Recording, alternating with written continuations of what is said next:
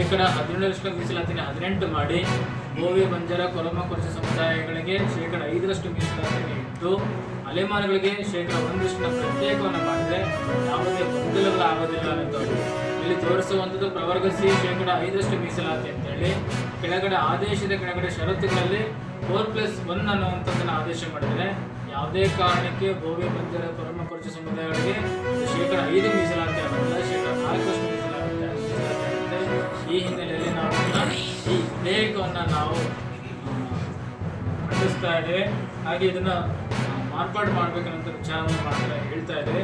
ಹಾಗೆ ನಾವು ಹೇಳ್ತಾ ಇದ್ವಿ, ದೊಡ್ಡ ಸಮುದಾಯಗಳಿಗೆ ಹೇಗೆ ಪ್ರತ್ಯೇಕ ಮೀಸಲಾತಿ ಕೊಡುವಂಥ ಹಿನ್ನೆಲೆ ಇದ್ದಾಗ ಬೋವಿ ಸಮುದಾಯವನ್ನು ಕೂಡ ಪ್ರತ್ಯೇಕಿಸಿ ಜನಸಂಖ್ಯೆವಾರು ಮೀಸಲಾತಿಯನ್ನು ಕೊಟ್ಟಾಗ ಒಂದು ರೀತಿ ನಿಜವಾದ ಸಾಮಾಜಿಕ ನ್ಯಾಯ ಕೊಟ್ಟಾಗ ಆಗುತ್ತೆ ಅನ್ನೋಂಥದ್ದನ್ನು ಈ ಮೂಲಕ ಈ ಹಿಂದೆ ಕೂಡ ತಿಳಿಸಿದ್ವಿ, ಈಗೂ ತಿಳಿಸ್ತಾ ಇದ್ವಿ.